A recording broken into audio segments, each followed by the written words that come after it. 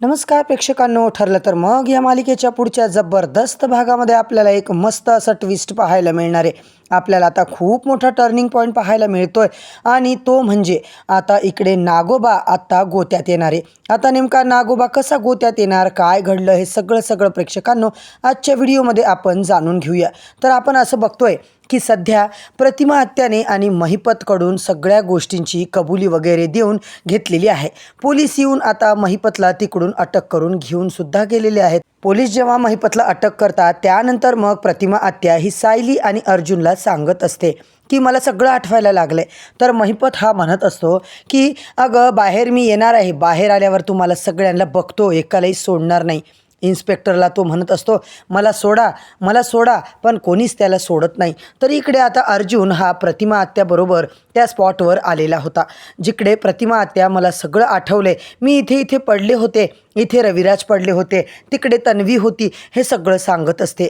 ते सगळं फिरून दाखवत असते। अर्जुन तिच्या मागे जाऊन सगळ्या गोष्टी ती काय सांगते ते सगळं ऐकतो। सायलीसुद्धा त्याच्याबरोबर असते। आणि मित्रांनो, त्या दरम्यान आता अर्जुनला तिथे एक गोल्डनचं घड्याळ दिसतं। अर्जुन ते घड्याळ कोणाचं आहे असा विचार करतो। त्याला वाटतं मे बी आपल्याबरोबर असलेल्या एखाद्या पोलिसांपैकीच कोणाचं तरी घड्याळ असेल।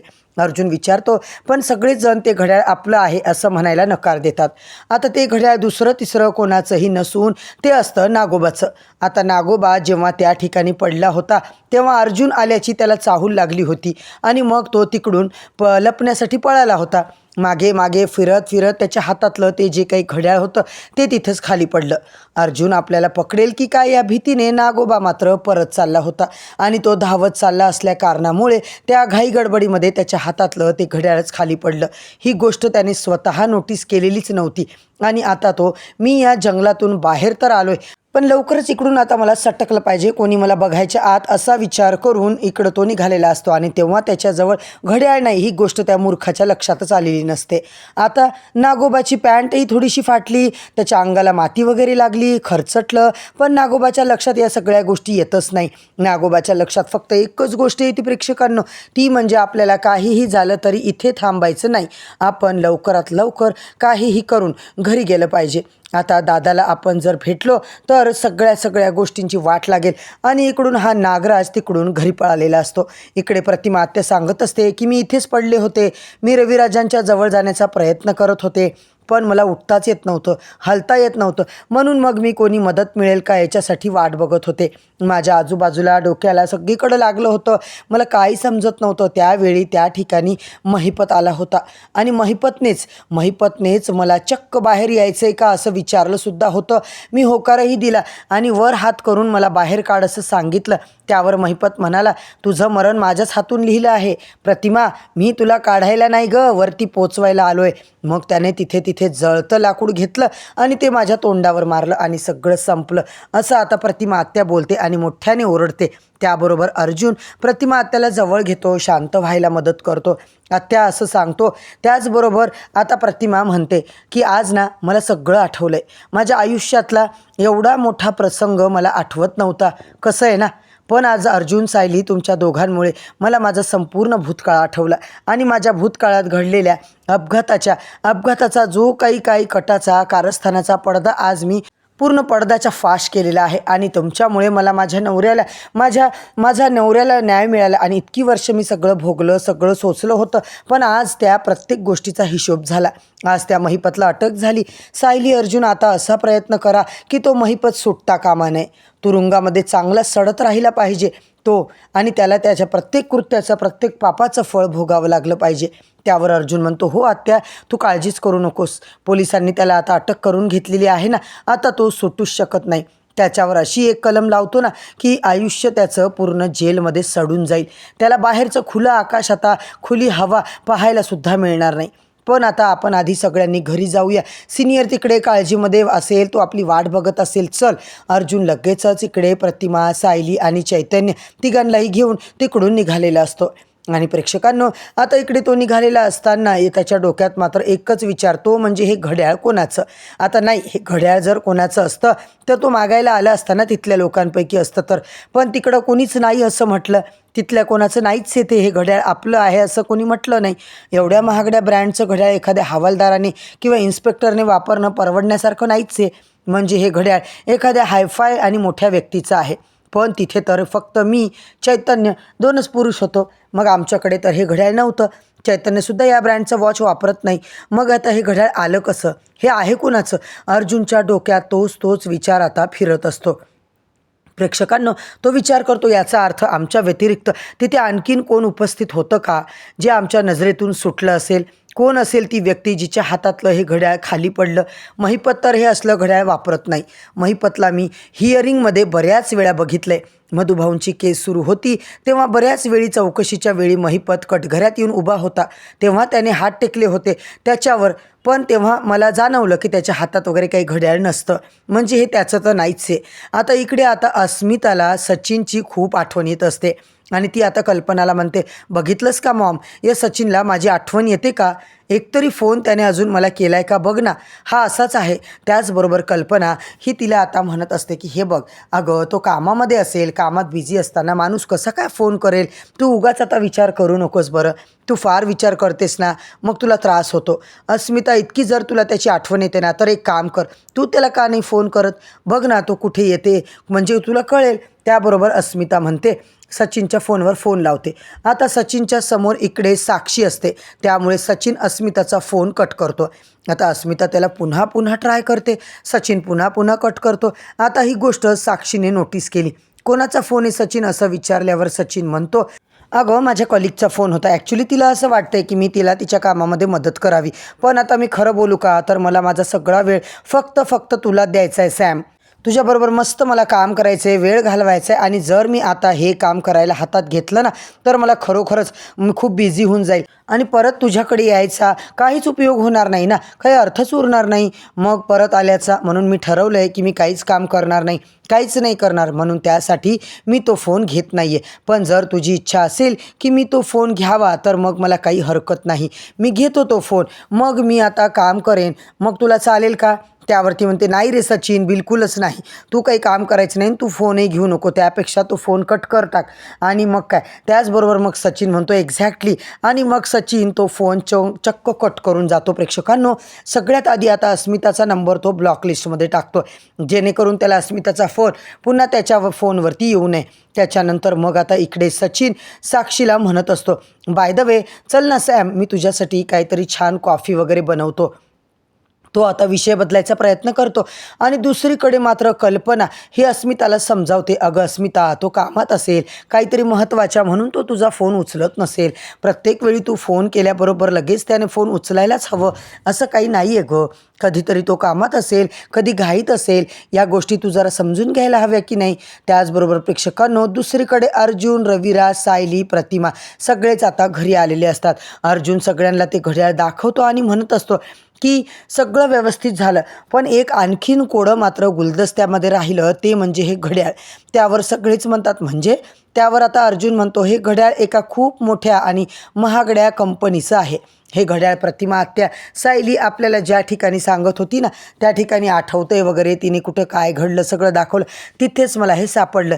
पण हे घड्याळ नक्की आहे कुणाचं अजूनही कळत नाही आहे. आता हे घड्याळ कुणाचं असेल, हे कोडच आहे, ते अजूनही प्रेक्षकांनो उघडलेलं नाही आहे. त्यावर सायली म्हणते, अहो मग त्यात काय एवढं, आपल्याबरोबर एवढे हवालदार होते, एवढे लोक होते, इन्स्पेक्टर होते, त्यांच्याचपैकी कुणाचं तरी असेल ना. त्यावर अर्जुन म्हणतो, नाही, मी सगळ्यांना विचारलं, सगळ्यांना दाखवतं, मग ते नाहीच बोलले. मग सायली म्हणते, सगळ्यात महत्त्वाची म्हणजे महिपत असू शकतं त्याचंही. हे घड्याळ त्याचंच होतं की काय? आपल्याबरोबर तिथे आणि प्रतिमा आत्यामध्ये महिपतमध्ये पळापळसुद्धा झाली. कदाचित त्या धावपळीत त्या दरम्यान महिपतच्या हातातलं ते घड्याळ खाली पडलं असेल, त्याच्या लक्षात आलं नसेल. अर्जुन बोलतो, नाही गं, महिपतच्या हातात ते असतं ना, मला माहिती आहे, मी त्याला खूपदा बघितलं. आश्रम केसच्या वेळी महिपत साक्षीबरोबर नेहमी यायचा, त्यावेळी मी महिपतचा हात बऱ्याच वेळा बघितला आहे. नव्हतंच, आता तसंही इकडे CCTV फुटेजमध्ये दिसलंय ते आपल्याला घड्याळ बघताच येईल. आता त्या ठिकाणी मात्र प्रेक्षकांनो सुमन या सगळ्यांना पाणी द्यायला आलेली असते. सुमन काकी इकडे सगळ्यांना दमला म्हणून पाणी पटापट चहा देते आणि ती सांगत असते आणि तितक्यात तिथे ती घड्याळ बघते आणि म्हणते हे घड्याळ तर यांचं आहे. आणि मग काय प्रेक्षकांनो ते ऐकल्यावरती म्हणते नाही नाही हे घड्याळ तर आम्हाला त्या स्पॉटवर सापडलं ज्या ठिकाणी महिपतला आम्ही ट्रॅप करून अडकवलं. हो ना काकू, तिथेच सापडलं हे घड्याळ. नागराज काकांचं कसं असेल, म्हणजे हे घड्याळ कोणाचं आहे अजून आम्हालाही कळलेलं नाही. हे घड्याळ तिथे आम्हाला सापडलं आहे. आता नागराज काकांचं असायला इथे सापडले. आता सगळेच कन्फ्यूज होतात. आता प्रेक्षकांनो इकडे मात्र नागराज काकांचं हे घड्याळ कसं काय असेल. त्याचबरोबर आता सुमन काकी मनातल्या मनात विचार करू लागते की नाही, काहीही असलं तरी मला पूर्ण खात्री आहे की हे घड्याळ यांचंच आहे. सायली आणि अर्जुनला ही गोष्ट माहीत नाही आहे की महिपतला हे मिळालेले आहेत आणि त्यामुळे सायली आणि अर्जुनला वाटतंय की हे घड्याळ यांचं नाही आहे. कशावरून, तिथे महिपत गेला होता, तिथेही हे गेले नसतील. महिपतबरोबर कदाचित हे सुद्धा असतील ना. गडबडीत त्यांच्या हातातलं घड्याळ चुकून पडलं असेल. नाहीतर मला जाऊन शोधाशोध केली पाहिजे. खोलीत तरी त्यांचं घड्याळ आहे का, आता ते मला सापडेल. मग सुमन खोलीमध्ये पटपट जाते नागोबाच्या आणि नागोबाच्या बेडरूममध्ये तो नसताना खोलीत सगळी शोधाशोध करते. आता मात्र नागोबा हा आवरून बाहेर गेलेला असतो परत एकदा. त्याच्यामुळे आता नागोबाचं घड्याळ प्रिया आणि कुठेही सुमन काकीला सापडत नसतं. घड्याळ न सापडल्यामुळे सुमनला आता पक्कीच खात्री होते. याचा अर्थ नक्की ते घड्याळ नागोबाचंच आहे. प्रेक्षकांनो महिपतबरोबर हे सुद्धा होते. हे ऐकून आता सुमन खूप मोठा धक्का खाते. आता कॅमेरामध्ये सुद्धा कॅप्चर झालेलं असेल. देवा आता काय होईल, सगळं कसं होईल, हा सगळा प्रश्न त्या हिला सुमनला पडतो. आता प्रेक्षकांनो दुसरीकडे आपण बघतोय की इकडे आता सचिन हा इथे गंडवत असतो साक्षीला, मस्त उल्लू बनवत असतो साक्षीला. तिला डाऊट येत असतो पण तिला खात्री काही पटत नाही. इतक्यात आता अस्मिता सायलीच्या फोनवरून सचिनच्या फोनवर फोन करते. मग काय, त्याच वेळी फोन हा इकडे साक्षी बघते. आता साक्षी त्याच्यावरती सायलीचा फोटो आणि नाव दोन्ही बघते आणि प्रेक्षकांनो तिला आता सचिन असं दाखवते की तिने फोटो पाहिलेलाच नाही आहे आणि ती म्हणते तुझ्या फोनवर सायली म्हणून एक मिस कॉल आला होता, कोण रे ती? त्यावर तो म्हणतो अगं मी तुला म्हटलं होतं ना, माझ्या मित्राची बायको, 2 मुलं आहेत माझ्या मित्राला, त्याच्या घरी मी जेवायला गेलो होतो बघ तीच, आणि तीच त्याची बायको, ती पुन्हा जेवायला घरी बोलावते. त्याचमुळे मग आता मला साक्षीच्या लक्षात ही गोष्ट प्रेक्षकांनो आलेली असते की सचिन आपल्याबरोबर पक्का खोटं बोलतोय. नक्कीच सचिन, सायली, अर्जुन यांच्याबरोबर काहीतरी संबंध आहे. आता मात्र सचिनचा नक्की सायली अर्जुनबरोबर काय संबंध आहे हे सगळं आता तिच्या मनामध्ये चलबिचल सुरू झालेली असते. प्रेक्षकांनो इकडे आपण बघतो सचिनला मुद्दामून त्यांनी तर माझ्या आयुष्यात पाठवलं की काय, असं आता त्या साक्षीला डाऊट येतो. आता सगळं तिच्या मनामध्ये असतं, ती त्याला बरोबर ओळखते आणि हा माझ्याशी खरं का नाही बोलत हे सगळं तिच्या मनामध्ये आता चालू होतं. तर दुसरीकडे सचिनला मात्र या सगळ्या गोष्टीची काही जाणीव नसते. सचिनला हेच वाटतं की ही जसं आपण नेहमी अस्मिताला बुद्धू बनवतो तसंच आता आपण साक्षीला सुद्धा बुद्धू बनवलेलं आहे. तिलासुद्धा काही कळलेलं नाही आणि आपण आता आपल्याला हवं तसं 2 बायकांना मस्त एकत्र ठेवतोय आणि आपण मस्त एन्जॉय करू, कोणाला काहीच कळणार नाही आणि हे सगळं पुढे चांगलं चालू राहील. सचिन मनातल्या मनात विचार करतो. त्याने हेच ठरवलेलं असतं की तो साक्षीबरोबर लग्न करणार, म्हणजेच संमिदाबरोबर लग्न करणार. संमिदाला घेऊन तो US ला शिफ्ट होणार आणि इकडे अस्मिता त्याच्या बाळाची आई, त्याची बायको म्हणून राहणार, त्याच्या आईवडिलांच्या जवळ त्यांची काळजी घेणार, सेवा करणार आणि दुसऱ्या बाजूला तो साक्षीला US ला घेऊन जाणार. US ला साक्षी त्याची सेवा करणार आणि आता सचिनचं जे काही इंटेन्शन खूप नीच असतं, पण हे त्याला माहीत नसतं की साक्षीला आपल्याबद्दल सत्य समजलं आहे आणि सचिन आता इकडे साक्षीने त्याला ही सायली वहिनी कोण आहे हे विचारलं असतं.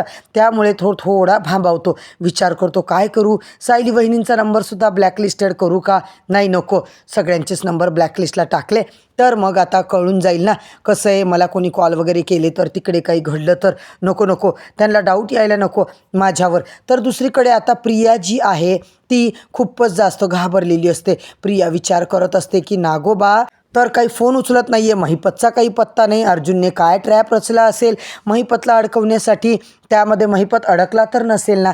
जर महिपत अडकला असेल तर सगळ्याची वाट लागेल. महिपत जर एकटा गोत्यात आला असेल तर तो एकटा त्याच्यामध्ये राहणार नाही, तर तो मला आणि नागोबाला पक्का त्याच्यामध्ये खेचण्याचा प्रयत्न करेल. नागोबा मरू दे, काही हो, मला त्याच्याशी काही घेणं देणं नाही, पण मला मात्र गोत्यात यायचं नाही. जर मला गोत्यात यायचं नसेल तर मला या नागोबाला सेफ ठेवावंच लागेल. कारण जेव्हा हा नागराज सेफ असेल तेव्हा मी सेफ असेल, आणि जेव्हा मी सेफ असेल तेव्हा मी सायली आणि म्हणजेच इकडे तन्वी नसून मी आहे प्रिया, हे मात्र सत्य प्रेक्षकांनो कोणाच्या लक्षात येणार नाही. आणि कोणाला कळलं तर मी तन्वी नाही आहे तर मग मी तुरुंगामध्ये जाणं नक्कीच आहे असा ती विचार करते. आता मला पुन्हा काही झालं तरी तुरुंगात जायचं नाही आहे, त्यासाठी मला या नागोबाला कॉन्टॅक्ट करायलाच पाहिजे. देवा, नागोबाला लवकरात लवकर कॉन्टॅक्ट होऊ दे बाबा माझा, असा विचार आता प्रिया करत असते. प्रेक्षकांनो, प्रिया सतत नागोबाच्या फोनवर फोन लावत असते, ट्राय करत असते, पण त्याचा फोनच लागत नाही. प्रियाला काळजी वाटत असते. तर दुसरीकडे सुमन काकीने नागोबाला सांगितलं असतं की कॅमेरामध्ये सगळं काही कॅप्चर झालेलं आहे, त्या कॅमेरामध्ये तुम्हीसुद्धा दिसलेले असणार, त्यामुळे आता नागोबासुद्धा खूप मोठ्या टेन्शनमध्ये आहे. इकडे महिपतला पोलिसांनी अटक केली आहे. प्रेक्षकांनो, दुसरीकडे प्रियालासुद्धा काय घडलं असेल, तिकडे काय झालं काहीच कळायला मार्ग नाही आहे, टेन्शन आलेलं असतं. तर इकडे अर्जुनला काही कळत नसतं की हे घड्याळ नेमकं आहे तरी कोणाचं. अर्जुन विचारच करत राहतो आणि ठरवतो की हे घड्याळ कोणाचंही असो, अगदी कोणाचं पण असो, आणि ती व्यक्ती त्या ठिकाणी काय करत होती, ती व्यक्ती तिकडे का आली होती, हे सगळं मी शोधून काढणार. इतकं महाग घड्याळ कोणाचं, साध्या व्यक्तीचं तर नाहीच आहे, तर कन्फर्म आहे हे नक्की कोणातरी मोठ्या माणसाचं आहे. मग अर्जुन तिथे घडलेला प्रत्येक प्रसंग व्यवस्थित आठवायला लागतो. तिथे काय घडलं, कसं घडलं, त्याच्यावरून तो अंदाज बांधण्याचा प्रयत्न करत असतो. तर आता नागोबाच्या लक्षात आलेलं नसतं की अर्जुन ही त्याच्या घड्याळ त्याच्या हातात नाही आहे जी अर्जुनकडे आहे. आता तो विचार करतो, खरंच कॅमेऱ्यातसुद्धा मी शूट झालो असेल, दिसत असेल तर मी काय करू, या सगळ्यात फसून जाईल. त्याचबरोबर आता हा व्हिडिओ प्रेक्षकांनो इथेच संपवतो. व्हिडिओ आवडला असेल तर व्हिडिओला लाईक करा, चॅनलवर नवीन असाल तर नक्की सबस्क्राईब करा आणि बेल आयकॉन दाबायला विसरू नका, जेणेकरून तुम्हाला पुढच्या प्रत्येक व्हिडिओचं नोटिफिकेशन मिळत जाईल आणि सगळ्या व्हिडिओचा आनंद अगदी आनंदाने घेता येईल. चला तर मग आजच्या पुरतं इथेच थांबूया, उद्या परत भेटूया नवीन भागाच्या नवीन रिव्ह्यूसोबत. तोपर्यंत धन्यवाद.